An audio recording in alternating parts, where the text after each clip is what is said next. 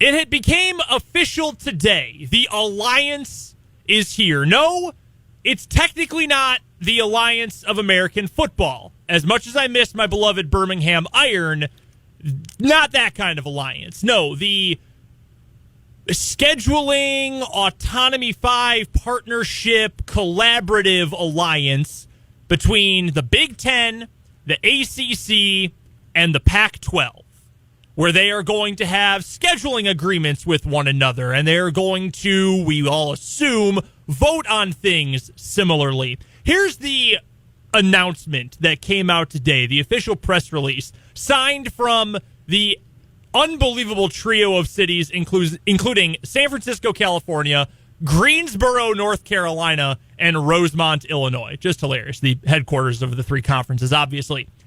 The ACC, Big Ten, and Pac-12 today announced an historic alliance that will bring 41 world-class institutions together on a collaborative approach surrounding the future evolution of college athletics and scheduling. The alliance, which was unanimously supported by the presidents, chancellors, and athletic directors at all 41 institutions, that's pretty impressive. Hard to get 41 people to agree on anything, let alone something like this, but I digress. Will be guided in all cases by a commitment to and prioritization of supporting student-athlete well-being, academic and athletic opportunities, experiences, and diverse educational programming. These three conferences are grounded in their support of broad-based athletic programs, the collegiate model, and opportunities for student-athletes as part of the educational missions of the institutions. Let me correct some of this statement for you.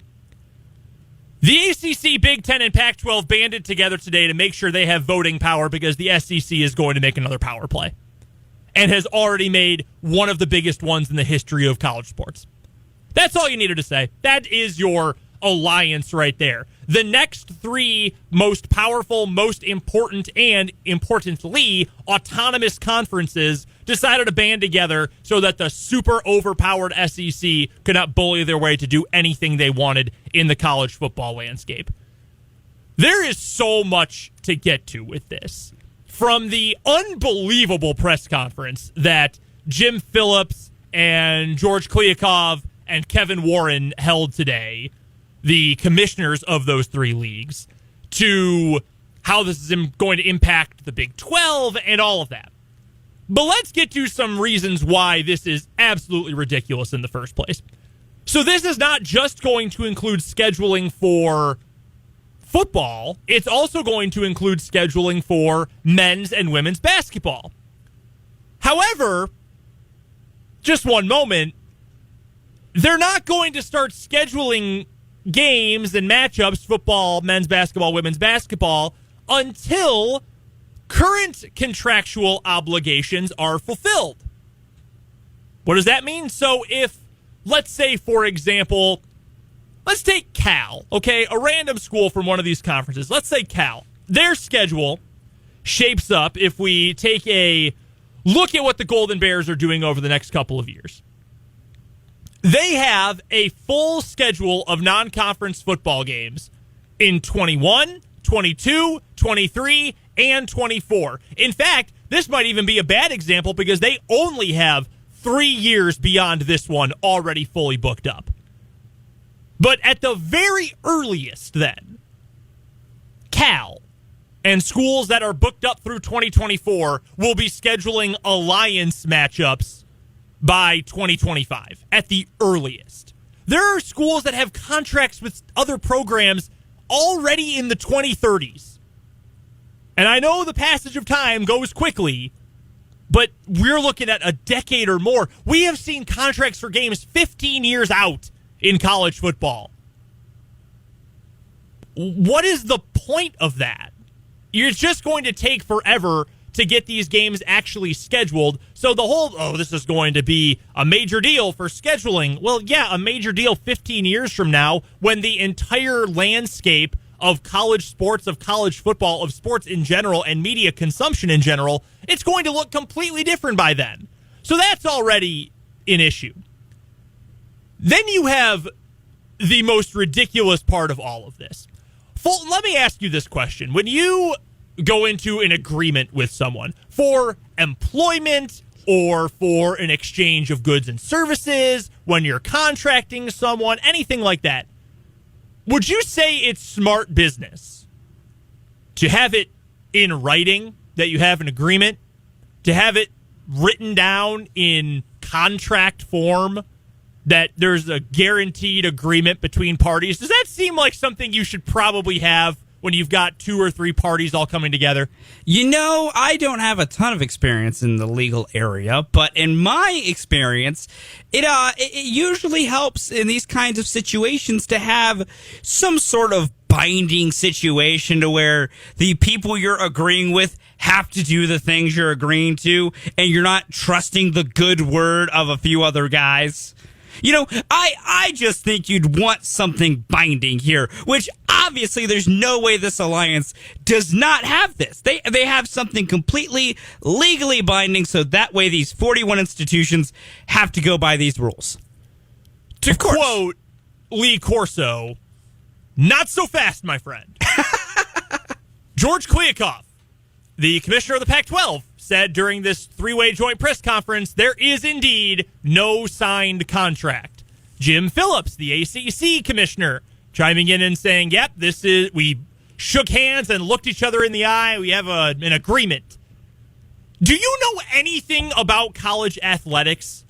Rather, let's phrase it this way. Do you think that we don't know anything about college athletics? Backroom dealings, jumping out on deals, stepping out on people who are supposedly important to you and your other allies in the business. Oh, like Oklahoma and Texas, for example. Do you not think that we all understand how dumb this is and how ridiculous it is that this isn't in writing, that this is truly nothing more than everybody just saying, oh, yeah, that'd be cool.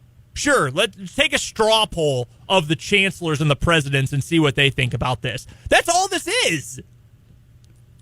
So I'll take a victory lap on this one, not to be one to usually toot my own horn, but I've been saying since this was originally reported by The Athletic, among other sources, this is just for voting power. This doesn't really realistically have anything to do with the quality of scheduling or anything like that, or anything that truly binds these leagues together. This is not about that. This is about, if it comes down to votes on things like college football playoff expansion or various other topics that could come up in the greater college football world, that you have banded together. And now the massive Super SEC with its 2 new power players in Oklahoma and Texas do not have a stranglehold on the votes. You have brought this loose group of associated institutions together to say, we're all going to vote the same way because otherwise we're going to get left out by the SEC.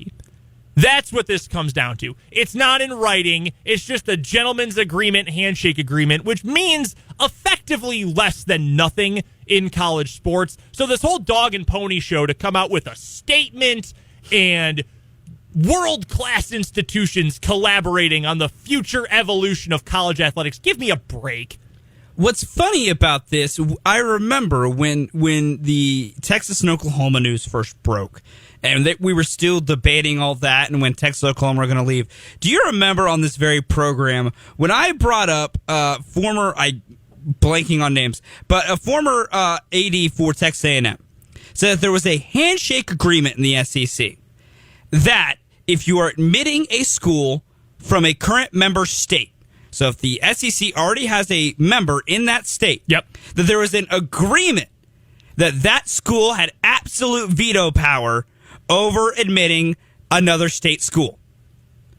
That is the gentleman's agreement that was supposed to have existed. That was apparently what other schools in the first round of expansion weren't being added. It's why Florida State was apparently never an option for the SEC, because Florida didn't want them, and they respected Florida's opinion. It is why, supposedly, Texas A&M should have had absolute veto power over Texas, because that was the agreement. But guess what? Money talks. And Texas went on the market, they apparently, and that changes things. It shows you that agreements like this mean nothing. They mean absolutely nothing. It feels like we're getting played. Like they're trying to make this big grandiose thing out of it, and yet it doesn't really have a leg to stand on other than these commissioners all saying, trust me, bro. That's essentially all this is. Yeah. But that brings us back to the local angle of this. Remember, the SEC is doing its own thing. It's already superpowered. The ACC, the Big Ten, the Pac-12, they are all in on this. Who is left out among the Power Five, among the Autonomy Five? The Big 12. And there was a quote today from Jim Phillips, again, of the ACC, who said, no, they want the Big 12 to be good. That's good for everyone for the Big 12 to be good. Well, if you really thought that was true, you probably would have factored the Big 12 into this agreement. But that being said, at the same time, I also understand why the Big 12 is not part of this. The league is dying. There's no way to get around that. I would be surprised, and I know we've talked to Tim Fitzgerald from Go PowerCat about this, and we'll talk to him later this week about these latest developments. His belief is that the best thing for the Big 12 to do is to expand to stay alive. I personally am of the belief the league is going to fall apart, and the remaining 8 institutions, sans Oklahoma and Texas, are going to have to find homes elsewhere. Whether that be the Big Ten, the Pac-12, the ACC if you're West Virginia. Maybe it's the Mountain West, maybe it's the American. That is my belief, that by 2025, when the grant of rights comes up, this league is going to fall apart. But the question is, with the supposed flimsy formation of the alliance, how does that impact the Big 12? And I have seen takes on social media that say it's actually good for the Big 12. I have seen, oh my God, this is a disaster for the Big 12. To be completely honest with you, I don't really see this impacting the Big 12 at all. If they were so concerned about the future of the Big 12 would have been included in this. I don't know if this necessarily helps the irate 8, the abandoned 8, the remaining 8 of the Big 12, whatever you want to call the group, KU, K-State, Iowa State, Oklahoma State, whoever. I don't think they're helped. I don't really think they're hurt by this. It is still my belief that no more major realignment is going to happen until grant of rights starts to come up. Or start to come up, I should say, speaking plurally. The Big Ten's media deal comes up the year before the Big 12's does. Same for the Pac-12. Those two deals expire in 2024. Between now and 2024, the end of the 23-24 basketball season, there is a lot that could change in the media landscape. There is a lot that could change in the potential membership landscape. Those conferences do not need to rush to say, all right, we're the Big Ten and we need Kansas today, or we're the Pac-12 and we need K-State today. They don't need to do that. They can hang around. They can wait. They can see how things play out if someone else makes a move first. Those two leagues really are in absolutely no rush, or at least, in my opinion, they shouldn't be in a rush to try to add someone else. So I don't really think this impacts the Big 12. It just sort of tells us what we already knew, regardless of what Jim Phillips said. Yeah, we want the Big 12 to be successful. That's a good thing. You don't care. You're just ready to pick up the scraps when the league eventually falls apart. So I'm not buying that. I'm also not buying that this is some sort of dire thing because it's so loosely held together. This alliance means essentially nothing other than, again, a series of a ton of handshake agreements. That doesn't mean anything in college sports. So while I still think that certain schools are in a better position than others, and some schools probably from the remaining 8 need to be more aggressive with hunting for a Power 5 home or maybe a Power 4 home than others, I don't think this makes a big impact. I really don't. I don't think KU is damaged by this. I don't think K-State is damaged by this, or Oklahoma State, or Iowa State, or the Texas schools, or West Virginia. I really don't think this makes a difference. So for this to be talked up as this big grandiose thing that, oh, scheduling is going to change for football and for basketball, and oh, this is going to be another huge blow to the Big 12. Why? Why is this a blow to the Big 12? If this was going to be a big deal to the Big 12, it would have been, hey, it's all four of us sticking together, and then the Big 12 got kicked out. No, this is not. This doesn't change anything for a league whose members just desperately need to find new homes. I'm not saying that they're all going to find new homes. I'm not saying that they're all going to get left out and are going to have to become the Super Mountain West. I don't think this changes anything. So freak out if you want, and I have seen more than my fair share of people going absolutely nuts about this alliance for what I think is not really any good reason. But if you're the Big 12, you've got bigger fish to fry, like your own financial and playing future, than worrying about Jim Phillips, Kevin Warren, and George Kliakov having nonsensical handshake agreements that could be broken by the end of the day. By 6 o'clock today, by the time we go off the air, there could legitimately be a report, hey, by the way, Oregon, Oregon State, Washington State all backed out and they no longer agree with all of this. And it would mean pretty much nothing, because all that exists right now is a flimsy handshake gentleman's agreement that has been proven over time to mean nothing in college sports. If you're a Big 12 fan, KU, K-State, one of the other teams in the league, don't be worried about this.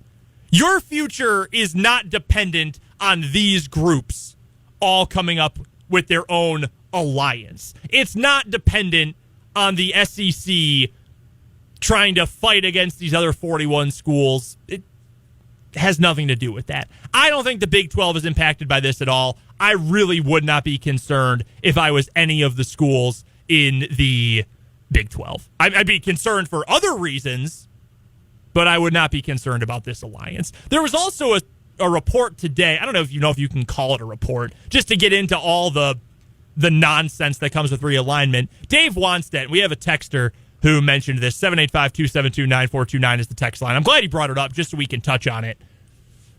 Dave Wanstedt works for Fox Sports. He coached in the NFL with the Bears, coached in college in multiple stops. He goes on the radio in Chicago today, WSCR radio in Chicago, and says, oh, yeah, in our meetings recently, it's pretty much everybody believes and thinks and knows KU and Iowa State to the Big Ten, K-State and Oklahoma State are going to the Pac-12, West Virginia is going to the ACC. Look, believe that if you want. I'm not going to trust Dave Wanstedt over other people. If he's proven to be true, sure, great, awesome. I'm not taking Dave Wanstedt's word in a radio interview with some guys he knows in Chicago to be the gospel. I'm just not going to believe that. It would mean great things for KU, which I obviously have an emotional investment in. I'm just not all that concerned about what Dave Wanstedt had to say, whether it goes for KU, K-State, or someone else. It has been a chaotic day, a messy day in terms of realignment. And frankly, through all of it, the conference that is in the crosshairs the most, the Big 12, I really don't think is impacted greatly by any of this.